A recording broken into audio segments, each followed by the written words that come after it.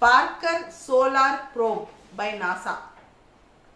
It's the first ever mission to touch the sun. Parker Solar Probe is the first ever mission to touch the sun. Parker Solar mission will study sun's outer atmosphere and it will understand how the sun works. The mission is named after astrophysicist. The mission is named after astrophysicist Eugene Parker. Parker Solar mission also studies temperature difference between photosphere and corona. Parker Solar mission will be NASA's first mission to sun and its outermost atmosphere, corona. Parker Solar mission is NASA's first mission to sun and its outer solar atmosphere, that is outermost atmosphere, that is corona. Next, ROSA of NASA. ROSA, ROSA of NASA. Rollout Solar Array. ROSA means Roll Out Solar Array.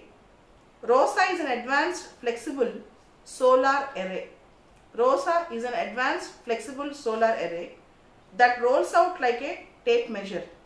Actually, to power the spacecrafts in the space, this is an experiment to power the spacecrafts with solar power. Rollout solar array.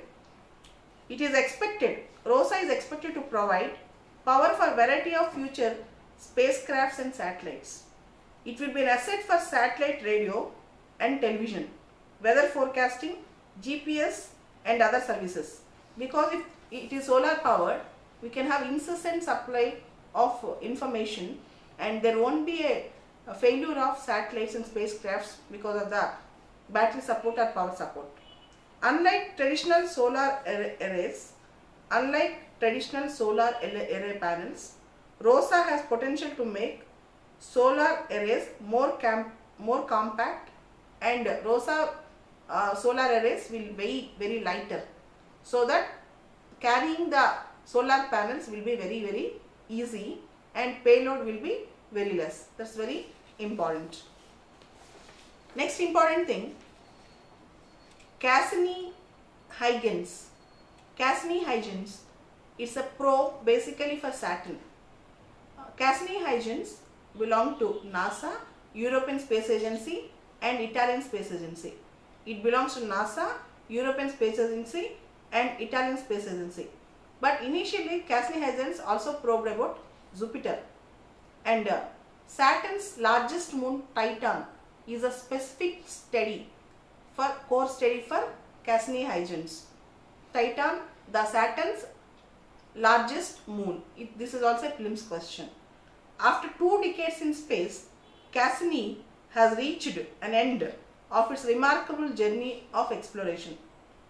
It has been a keystone of exploration of the Saturn system and the properties of gaseous planets in our solar system. New Cassini, or NASA's Cassini, was launched in 1997 along with European Space Agency's Huygens probe. Cassini initially studied about Jupiter also. And most important thing, Dawn mission, DAWN. Dawn mission is a mission to the 2 largest bodies in asteroid belt. Dawn mission is a mission to the 2 largest bodies in asteroid belt. One is Vesta, second is Ceres. VESTA Vesta and CERES. It celebrates 10 years in space. Recently, Dawn mission is in news because it celebrates 10 years in space. Dawn mission finds possible ancient ocean remnants at Ceres. So there are ocean remnants. Remnants means the leftovers, the reminiscences at Ceres. This is Dawn mission.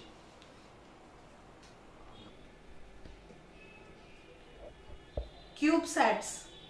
CubeSats are small spacecrafts built for space-based science, exploration and engineering. CubeSats are small spacecrafts built for space-based science, exploration and engineering. Very small satellites, they are called CubeSats.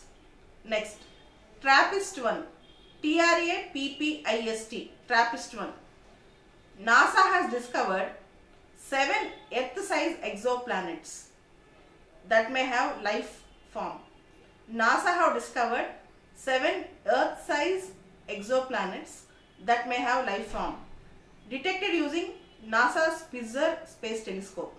These 7 Earth-sized exoplanets, are detected using Spitzer Space Telescope and several ground-based observatories, including TRAPPIST Robotics Telescope at Racine, Chile.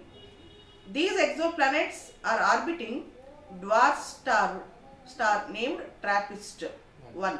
Dwarf star. TRAPPIST-1 is a dwarf star which is 39 light years away.